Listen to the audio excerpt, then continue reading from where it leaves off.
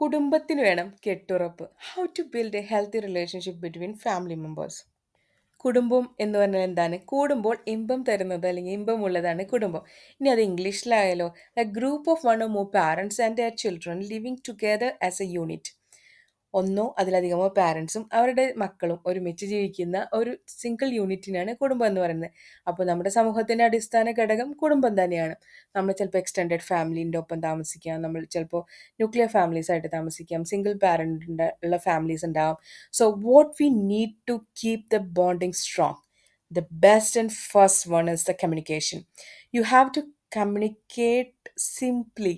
ചില communication barrier നമ്മൾ എന്താ പറയാൻ ഉദ്ദേശിച്ചതെന്ന് കുട്ടികൾക്ക് മനസ്സിലാവില്ല, കുട്ടികൾ എന്താ പറയണമെന്ന് പാരൻസിനും മനസ്സിലാവില്ല. ഇനി എക്സ്റ്റെൻഡഡ് ഫാമിലിൻ്റെ ഒപ്പം താമസിക്കുന്നവരാണെങ്കിൽ ഗ്രാൻഡ് പാരൻസിനും മനസ്സിലാവില്ല, ഗ്രാൻഡ് ചിൽഡ്രനും മനസ്സിലാവില്ല. കാരണം they are all are in different generation. അപ്പം ഓരോ ആളുകളും ഓരോ ജനറേഷനിൽ അല്ലെങ്കിൽ ഓരോ ഡെക്കേഡിൽ ഓരോ ഇറയിലൊക്കെ ജനിച്ചിട്ടുള്ള ആളുകളായിരിക്കാം. അപ്പോൾ ആ സമയത്ത് ഇറാന്ന് ഞാൻ വെറുതെ പറഞ്ഞതാണ് കേട്ടോ. അപ്പോൾ ആ സമയത്ത് അവർ ഗ്രോൺ അപ്പ് ആയിട്ടുള്ള സിറ്റുവേഷനും ഇപ്പോഴത്തെ കുട്ടികൾ ഗ്രോൺ അപ്പ് ആയിട്ടുള്ള സിറ്റുവേഷനും ടോട്ടലി ഡിഫറെൻ്റ് ആയിരിക്കും. So there is a communication barrier, correct. So what we have to do, ആ കമ്മ്യൂണിക്കേഷൻ ബാരിയർ ഉണ്ടെന്ന് മനസ്സിലാക്കുമ്പോൾ make it simple and make it understandable. നമുക്ക് മനസ്സിലാവുന്ന രീതിയിൽ കമ്മ്യൂണിക്കേറ്റ് ചെയ്യുക. What the other person understands. ആ ഒരു ബാരിയർ ഇല്ലാണ്ടായാൽ തന്നെ മിക്ക ഫാമിലിയിലത്തെയും പ്രശ്നങ്ങൾ പകുതി തീരും. കാരണം നമ്മൾ വിചാരിക്കും അപ്പുറത്തെ ആൾ പറയുന്നത് നമ്മളോടുള്ള ദേഷ്യം കൊണ്ടാന്നുള്ളത്. Every one ultimately want a happy family, but when we are trying to create it's really a complex thing. എല്ലാവർക്കും ഒരു ഹാപ്പി ഫാമിലി വേണം, എല്ലാവർക്കും ഹെൽത്തി റിലേഷൻഷിപ്പ് ബിൽഡ് ചെയ്യണം. So every one is struggling for that എന്ന് എനിക്കറിയാം. അപ്പം അതിന് നമ്മൾ എന്ത് ചെയ്യണം? കോൺഷ്യസ്ലി നമ്മൾ എഫേർട്ട് ഇടുമ്പോൾ കുറച്ച് ബുദ്ധിമുട്ടാണ്. പക്ഷേ നമ്മൾ എഫേർട്ട്ലെസ്ലി നമ്മൾ കുഞ്ഞു കുഞ്ഞു കാര്യങ്ങളിൽ നമ്മളുടെ ഒരു സ്ട്രെങ്ത്ത്, അവരോട് നമ്മൾ കാണിക്കുന്ന ആ ഒരു സപ്പോർട്ട്, അതൊക്കെ ഇമോഷണലി നമ്മൾ എക്സ്പ്രസ് ചെയ്യാണ് എങ്കിൽ എല്ലാവർക്കും എക്സ്പ്രസ് ചെയ്യാൻ ഭയങ്കര ബുദ്ധിമുട്ടായിരിക്കും. കാരണം എല്ലാവരും ഒരേപോലെ എക്സ്പ്രസീവ് ആവണം എന്നില്ല. പിന്നെ നമ്മളിപ്പോൾ ഒരു ഫാമിലി മെമ്പറിനോട് പെരുമാറുന്ന പോലെ വേറൊരാളോട് പെരുമാറണമെന്നില്ല. ഇനി സിംഗിൾ പാരൻസിൻ്റെ കാര്യം എടുക്കുകയാണെങ്കിൽ അവരായിരിക്കും they are taking responsibility of both parents. അപ്പം അവിടെയും ഒരു ഹെവിനെസ് ഫീൽ ചെയ്യാം. അപ്പോഴും കാര്യങ്ങൾ സിമ്പിളാക്കാൻ ശ്രമിക്കുക. അപ്പോൾ അത് കുട്ടികളോട് പെരുമാറുമ്പോഴായാലും this is what my expectation എന്നുള്ള രീതിയിൽ നമുക്ക് this is the reaction I want എന്നുള്ള രീതിയിൽ തന്നെ നമ്മൾ ആ ഒരു കമ്മ്യൂണിക്കേഷൻ ഈസി ആയിട്ട് അവരോട് എങ്ങനെയാണോ നമ്മൾ ഡെലിവറി ചെയ്യുന്ന മെസ്സേജ്, ആ ഒരു മെസ്സേജ് നമുക്ക് ഇന്ന ഔട്ട്പുട്ടാണ് വേണ്ടത്, ഇതേപോലെയാണ് വേണ്ടത് എന്ന രീതിയിൽ ചെയ്യാം. It's not at all complicated thing. അതാദ്യം മനസ്സിലാക്കുക. അപ്പോൾ ഹെൽത്തി റിലേഷൻഷിപ്പ് മെയിൻറ്റെയിൻ ചെയ്യാനായിട്ട് കമ്മ്യൂണിക്കേഷൻ ഈസ് മസ്റ്റ്. കമ്മ്യൂണിക്കേറ്റ് ചെയ്യാണ്ടിരിക്കുകയല്ല വേണ്ടത്, നമ്മൾ കമ്മ്യൂണിക്കേറ്റ് ചെയ്യണം. This is what I want from you എന്നുള്ളത്. പിന്നെ അണ്ടർസ്റ്റാൻഡിങ് ഇമോഷണൽ ബൗണ്ടറീസ്. ഞാൻ ഇതിൽ 2-3 കാര്യങ്ങൾ പറയുന്നുള്ളൂ കേട്ടോ. അണ്ടർസ്റ്റാൻഡിങ് ഇമോഷണൽ ബൗണ്ടറീസ് എന്ന് പറയുമ്പോൾ ഓരോരുത്തർക്കും ഇമോഷണൽ ബൗണ്ടറീസ് ഉണ്ട്. ഇപ്പോൾ ജഡ്ജ്മെൻ്റലായിട്ടുള്ള കുറേ കാര്യങ്ങൾ പറയാതിരിക്കുക. Even if we feel that is not good, അത് ജഡ്ജ്മെൻ്റൽ രീതിയിൽ അവതരിപ്പിക്കാതെ അതിനെ നമ്മൾ സിമ്പിൾ രീതിയിൽ അതിനെ അവർക്ക് ഹേർട്ടാവാത്ത രീതിയിൽ അവതരിപ്പിക്കുക. അത് നിങ്ങളുടെ കുഞ്ഞുങ്ങളാവട്ടെ, നിങ്ങളുടെ പാരൻസ് ആവട്ടെ. അപ്പം ഇതൊക്കെ റിയലൈസ് ചെയ്യണം ചിലപ്പോൾ നമ്മളൊരു മിഡിൽ ഏജിലായിരിക്കും. നമ്മൾ നല്ല ഒരു യങ് ഏജിലുള്ളപ്പോൾ ഇതൊന്നും നമ്മൾ റിയലൈസ് ചെയ്യില്ല. നമ്മൾ പെട്ടെന്ന് ദേഷ്യത്തിൽ തട്ടിക്കയറി അങ്ങനെയൊക്കെ സംസാരിക്കും.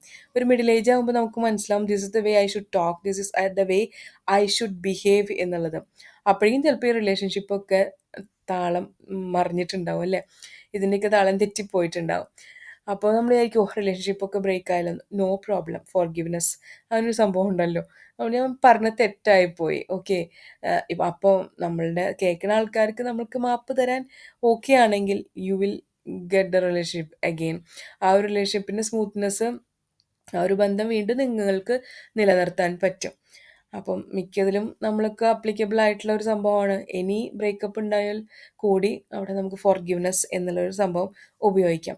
പിന്നെ ഒരു ഫാമിലി കൂടുതൽ ബോണ്ടിങ് ഉണ്ടാവാൻ വേണ്ടിയിട്ട് നമ്മൾ ഭക്ഷണം കഴിക്കുമ്പോഴൊക്കെ ഒരുമിച്ച് ഭക്ഷണം കഴിക്കുക.